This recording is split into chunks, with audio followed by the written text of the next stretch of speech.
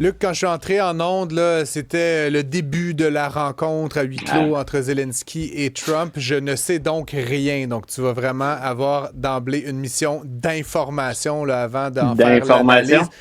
J'ai vu des images, les présidents et premiers ministres réunis. Bon, ça sourit pas, ça fait un peu la baboune, mais ça a l'air de pas trop mal se passer. Qu'est-ce qui se passe à Washington là, depuis le début de cet après-midi? Écoute, tout d'abord, M. Zelensky est arrivé habillé différemment de la première Oui, fois. j'ai Donc, vu. je faisais le tour pour voir tout à l'heure quels étaient les médias qui couvraient ça, puis qu'est-ce qu'on mentionnait. Et le gros titre sur Fox News, c'était que Zelensky était habillé adéquatement cette fois-là. Donc, il n'avait pas son vêtement de combat habituel. Plus sérieusement, sur le fond, je te dirais, c'est jusqu'à maintenant beaucoup de bruit pour rien. C'est-à-dire qu'après 3 ans de guerre, on devrait se réjouir qu'on s'assoie puis qu'on envisage moins un cessez-le-feu. Ça semble plus être le terme à la mode, pardon, mais on parle d'un plan de paix. C'est aller très vite, à mon avis.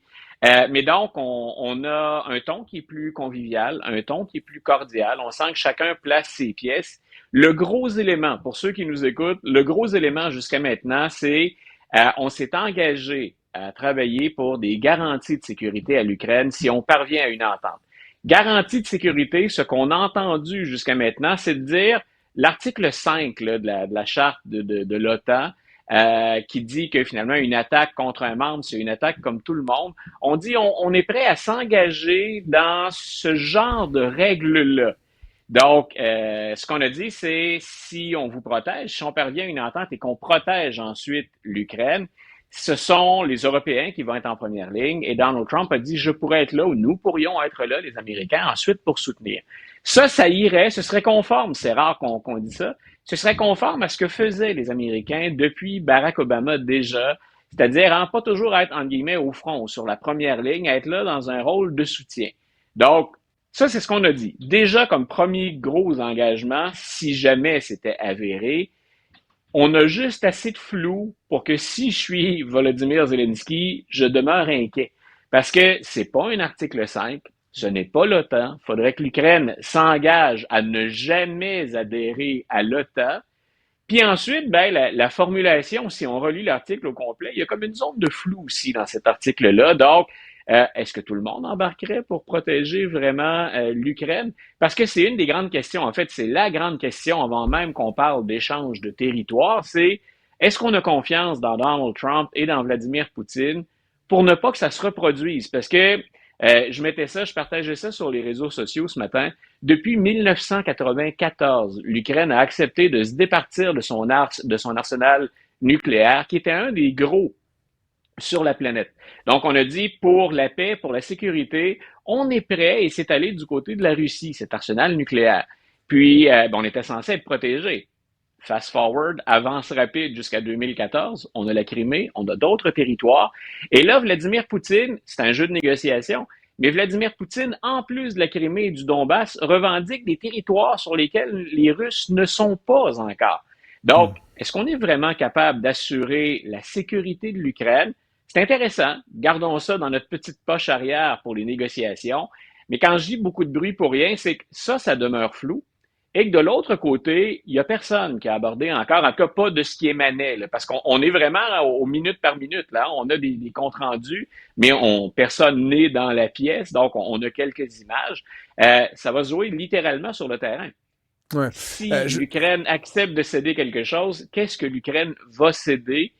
Jusqu'où finalement va l'appétit russe? Jusqu'où peut-on exercer des pressions sur la Russie? C'est là où Donald Trump a déçu finalement depuis le départ. Si on veut en arriver à une solution stable, une solution visant le moyen et le long terme, ça manque cruellement jusqu'à maintenant. Je voulais quand même t'entendre aussi sur Ouais, l'espèce de pèlerinage là, auquel se sont adonnés là, tous ces chefs d'État. Là. Tu sais, il ouais, me semble y avoir habituellement, là, puis tu me diras, le monde a changé depuis Donald Trump, mais tu sais, ben, il y a des invitations, il y a des gens qui viennent avec, ben, tu sais, c'est comme formel, hmm, un chef d'État, puis là, on fait... Là, c'est comme, hey, chummy, on prend le premier vol en business class, puis tu sais, let's go. Tu sais, c'est comme, on dirait un voyage en autobus scolaire. Là, tu sais, ils sont pas vraiment invités. Il y avait une ambiguïté qui planait à savoir si même il serait reçu par Donald Trump.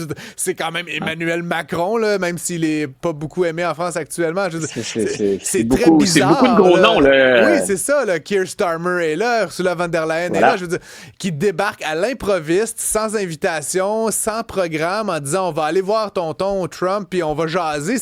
Je veux dire, je me souviens pas d'avoir vu quelque chose d'aussi.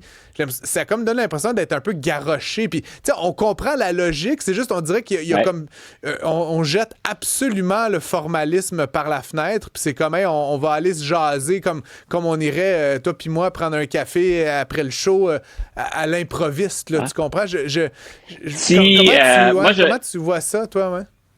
Moi, je pense que la personne qui se réjouit de ça au moment où on se parle, c'est Vladimir Poutine. D'ailleurs, les Russes ne parlent pas aujourd'hui. On a très, très peu de communication qui émane de la Russie. Quelle serait leur réaction ou quelles sont leurs réactions? Moi, je pense que tout ça se fait effectivement très rapidement avec énormément de pression sur les épaules de Zelensky. On a dit, c'est bien, il n'est pas tout seul. Et si jamais on a un engagement pour la sécurité, on a les Européens qui sont là, on a l'OTAN qui est représentée aussi, mais c'est énormément de pression. Ce que ça donne comme impression, c'est pour Poutine, on a déjà le bouc émissaire choisi à l'avance. Rappelons-nous qu'il gagne du temps. Donc, Vladimir Poutine, dans tout ça, ses soldats continuent leur marche sur le terrain, continuent leur progression. Je pense que les Russes ne peuvent pas poursuivre ça de manière indéfinie, mais leur situation est, est-ce qu'on peut utiliser ça, avantageuse quand on compare à l'Ukraine. Mais oui, tu as tout à fait raison. Ça se fait vraiment très, très rapidement. Ça se fait de manière chaotique. En même temps, écoute, ils ont été bien accueillis. Il semble y avoir des préparatifs pour tout le monde. Est-ce que c'est quelque chose qu'on avait laissé planer dans la conversation téléphonique avant la rencontre entre Poutine et Trump en Alaska? C'est pas impossible non plus. Hein? Et peut-être qu'on a obtenu peu d'informations sur ce que Vladimir Poutine veut vraiment ou sur les idées de Donald Trump.